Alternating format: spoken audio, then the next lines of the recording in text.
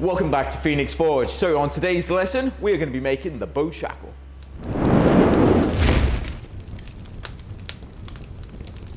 Okay, so on today's lesson, we're making the bow shackle. We're going to be doing that out of 300mm of 8mm rounds. I'll put that down in the description as well. Remember, if you haven't done so, click that subscribe button and the notification tab as well, because we have new videos coming out every Monday, Wednesday, and Friday for you guys, and occasionally on Saturdays as well. So let's get this in the fire and get on with it. So while my bar is warming up in the fire, I need to mark my anvil. I need a chalk mark on the near side of the anvil, 1.5 inches from the edge, or 38mm. Okay, out of the fire, up to my mark, down at 45 degrees. In on one side, couple of taps, rotate it 90 degrees, couple of taps. So we're doing a double, well, sort of a two-sided set down. Okay, once you've got that mark established, and then bring it up. Do the same on the other side. Okay, so I need another line on my anvil now, because we're going to draw this little square section out to 50mm or 2 inches. So put another mark on there. There we go. Right.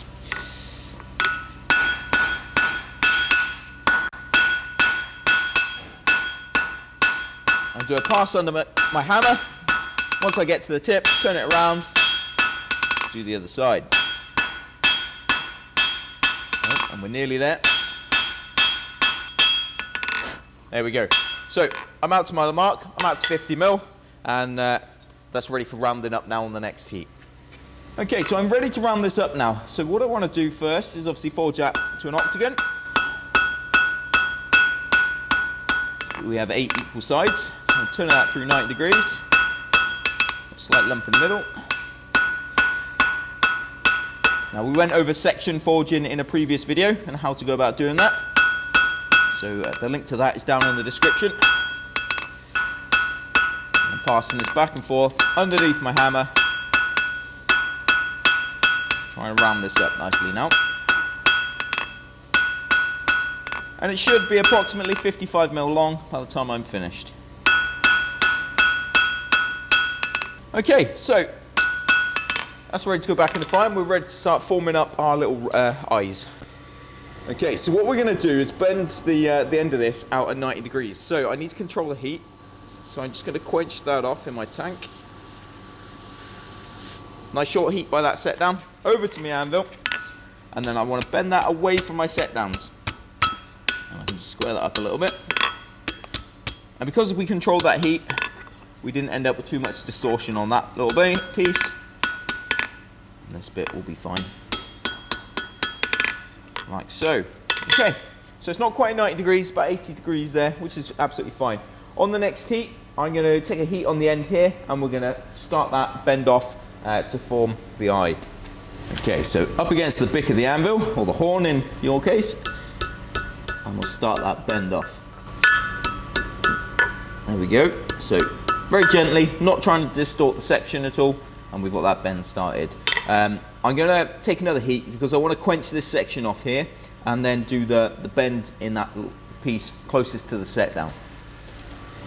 Okay, so as I come out of the fire, I'm just going to take a jug and we're just going to cool the bar off behind all the way up to that set down, like so, and then take that over to the bick of the anvil. Okay, so on the bick, right up against the corner there, and start that bend off. Now we need to do the bend at the start and at the end first before we do the section in the middle, like so.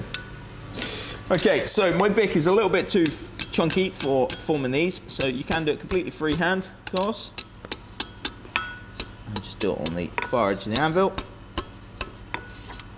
And I need a little bit more bend back here to get that to form up nicely.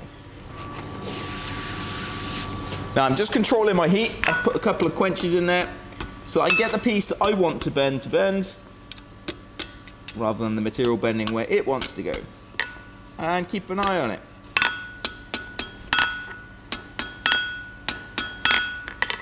There we are. So there's my first little eye. Now if you're not 100% happy with the shape, what you can do is just drive a little drift through that hole to try and even it up a little bit. Now it's much easier if you've got a really sharp bick that you can obviously control that bend around. The bick on this anvil only goes down to about 16 mil or something like that. But what you can do, you can get yourself one of these, which is a cone mandrel. This one goes down to about 10 mil or so on the end, and you just drop that in your hardy hole, and then you can form it around that. This one's not for this anvil, it's for a different one, but I'm going to do it freehand. Okay, the alternative method, as I said before, is to take a little round drift and just poke it in the hole, just to tidy that shape up a little bit. Now this one isn't actually too bad, but I could do a tiny bit more bend on the end there perhaps. Happy days. So that's the first end done. Now I need to repeat the same process on the other end. So I'm just going to flip it around in my tongs, get it back in the fire, get it warmed up, and we'll go through that again, but a little bit quicker this time.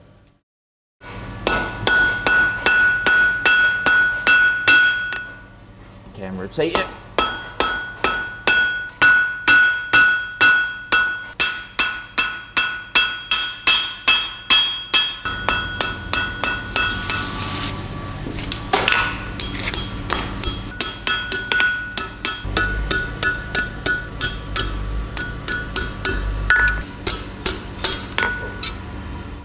Well, there we are, guys. There's the two ends. Can you see the problem? I wasn't paying attention. Forged them at 90 degrees to each other. It's not an issue. Nice thing about steel, it's very forgiving for us. And I'm simply going to take a heat in the middle and give it a twist through 90 degrees.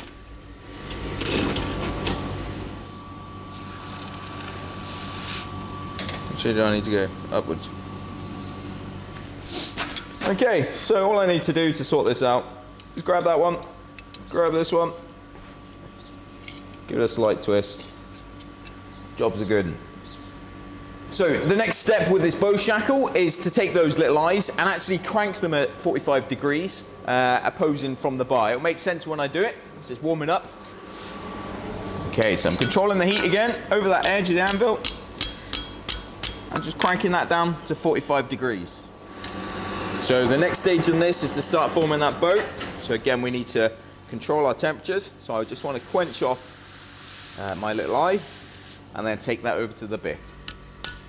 And I just want to bend up the first quarter or so, making sure I get right up to the eye. You want to make sure you're not pinching it against the anvil. You shouldn't be hearing that sort of sound. You're bending it around the bick, not forging it against it. We're not trying to change the section. Okay, we'll spin that around and we'll do the same on the other end. Now I've changed tongs. I've changed over to a pair of bow tongs. It just allows me to hold the parent stock without trying to hold onto the eye. It just makes my life a little bit easier.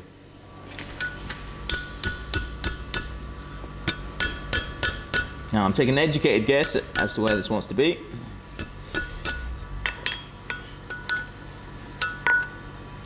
Alright, okay, I think that will be alright. What we'll do next is obviously the portion in the centre there. Okay, time to bend up that centre portion. So staying in the same area on the bick. Spin it around. I always find it easier to bend towards myself than away.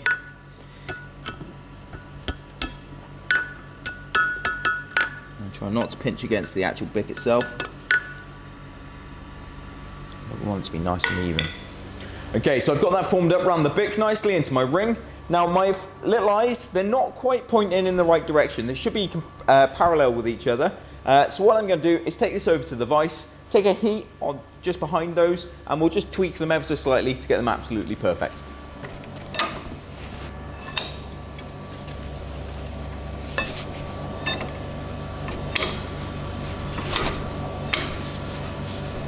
Okay, so we just need to pull these a little bit. Come on the right side would help.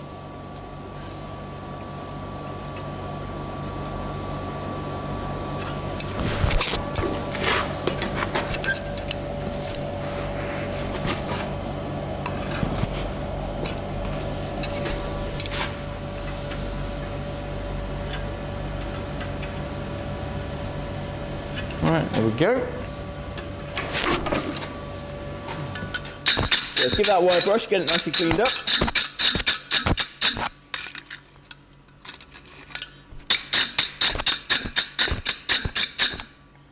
That's always best if you're wire brushing stuff like this, do it on the bick, so you know it's not going to go anywhere. And the anvil appreciates a good wire brushing.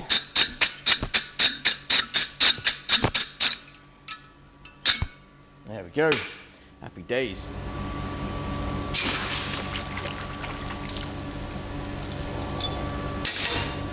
Well, there we are, guys. There's the finished bow shackle.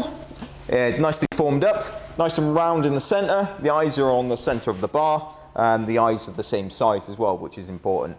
Now, it's basic skill, that one. It might take you a little while to perfect, but pretty pleased with that. And once you've done them that size, you can always move on and do larger ones.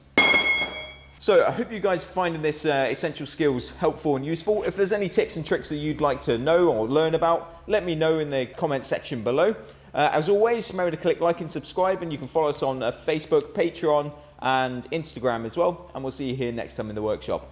Cheers, guys.